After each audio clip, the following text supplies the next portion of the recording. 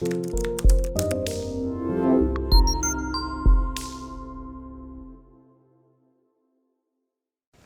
m'appelle Palme Gisèle. Je travaille pour une ONG et j'occupe le poste de conseiller en développement communautaire.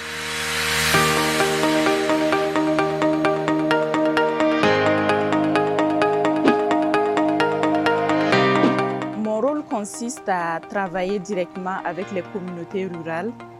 Donc, je m'occupe de tout ce qui est sensibilisation, formation.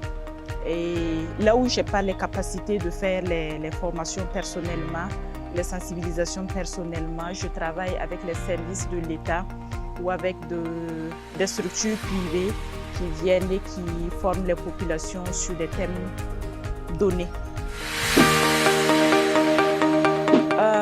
GRH, je dirais que c'est une personne indispensable dans toute société qui fonctionne parce que la personne est amenée, le GRH est amené à gérer tout ce qui est en rapport avec le personnel de la dite structure.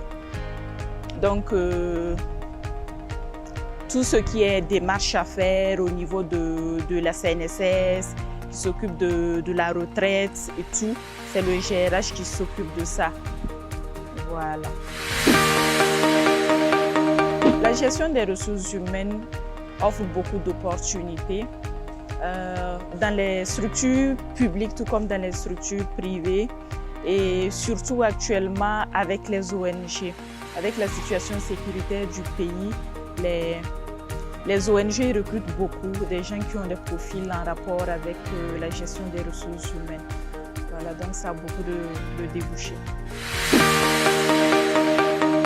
J'ai choisi de faire la gestion des ressources humaines parce que ça ouvre beaucoup plus de portes, ça me donne beaucoup plus d'opportunités. Ça permet d'être en contact avec les personnes, j'aime ça. Je trouve, en tout cas personnellement, que j'ai le contact assez facile. Et le management du personnel, vraiment, c'est quelque chose qui me plaisait énormément. Et la gestion des ressources humaines me donnait cette opportunité. La licence professionnelle, c'est un bac plus 3 et la licence professionnelle me permet de m'insérer facilement dans le domaine professionnel. Ça veut dire que dès que je finis la licence professionnelle, je suis apte à travailler dans le milieu professionnel. Donc, je n'ai pas forcément besoin j'ai un certain nombre de bagages au fait que j'ai qui me permet de travailler directement. Voilà, alors que les autres licences et la licence académique, il me faut faire forcément des stages pour renforcer les capacités et tout. Mais bon, avec la licence professionnelle, j'ai déjà le niveau pour ça. Quand je faisais le droit, j'ai fait le droit en cours du jour, juste après mon baccalauréat.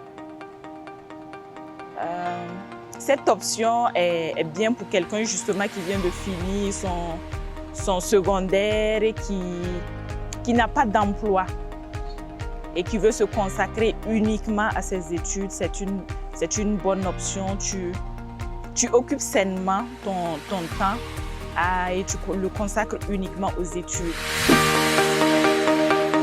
Alors qu'en licence professionnelle, je le faisais en cours du soir. Ça me permettait de faire mes petites activités. En ce moment, je faisais du commerce. Je fais mon commerce le matin et le soir, je pars à mes cours.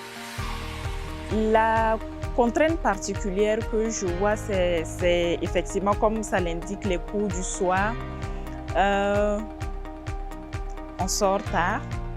Donc, pour quelqu'un qui n'est pas prêt au fait à sortir à des heures tardives, 21h, 22h, et parfois quand vous voulez faire des exercices, c'est difficile puisque vous allez déborder. Donc pour quelqu'un vraiment qui n'est pas apte ou qui n'est pas prêt au fait à faire ce sacrifice et à rentrer tardivement, la personne ne pourra pas faire des cours du soir. Les avantages d'être dans un établissement privé, c'est que ça a plus de rigueur. Il y a plus de suivi au niveau des cours, au niveau des élèves. Et nous avions également de très bons professeurs. Généralement, nous avions des professeurs qui enseignent à l'université de Ouaga et qui enseigne également au niveau des universités privées. Donc nous avons, quant à la qualité des études, nous avons la même qualité d'études que ceux qui sont au niveau de l'université de Ouaga. Sauf qu'en plus, nous avons plus de rigueur. Il y a plus de rigueur, c'est tout. L'avantage qu'il y a d'étudier à Ouaga, c'est le fait que ça nous offre beaucoup plus d'opportunités. Il y a beaucoup plus de filières à Ouaga, beaucoup plus de professeurs à Ouaga, parce que ce sont les mêmes professeurs qui enseignent dans nos universités à Ouaga, qui vont généralement en province, à Bobo, à Koudjougou et autres. Donc bon, nous sommes à Ouaga, vous êtes les premiers servis avant que cela n'atteigne les autres. Pour être conseiller en développement communautaire, je pense que ma formation de GRH m'a aidée. Et actuellement, la situation sécuritaire fait qu'on a recours à beaucoup plus de conseillers en développement communautaire. L'appellation diffère selon les ONG. Ça peut être responsable en développement communautaire, ça dépend, ou assistant chargé en développement communautaire. Ça dépend de l'appellation que fera la dite ONG. Et le master, poursuivre son cursus scolaire est important aussi. Si on veut évoluer, il faut notamment faire un master dans le domaine de l'humanitaire pour exceller et pour pouvoir évoluer. Pour être conseiller en développement communautaire, un bac scientifique ou un bac littéraire, ça passe. L'essentiel, c'est ce qu'il y a au-devant le cursus universitaire qui va suivre.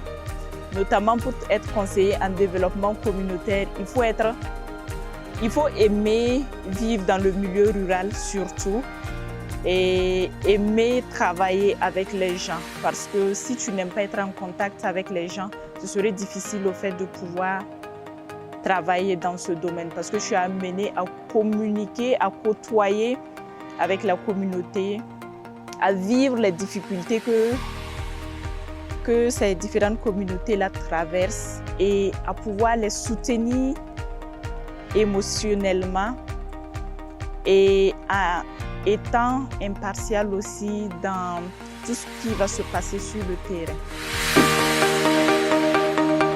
Pour choisir une bonne école, il faut déjà bien se renseigner, ça veut dire aller dans les différentes universités, prendre leur programme. Parce que, en principe, selon les universités et selon les filières que proposent ces universités, il y a les programmes qu'ils proposent, faire une comparaison de ces programmes et choisir celle qui vous convient le mieux. Je remercie le grand frère pour l'opportunité qu'ils m'ont donnée de partager mon expérience avec vous. Pour plus d'informations, je vous invite à aller sur le site du grand frère qui va s'afficher afin d'avoir plus d'informations et pouvoir mieux vous orienter dans votre cursus scolaire et professionnel. Merci.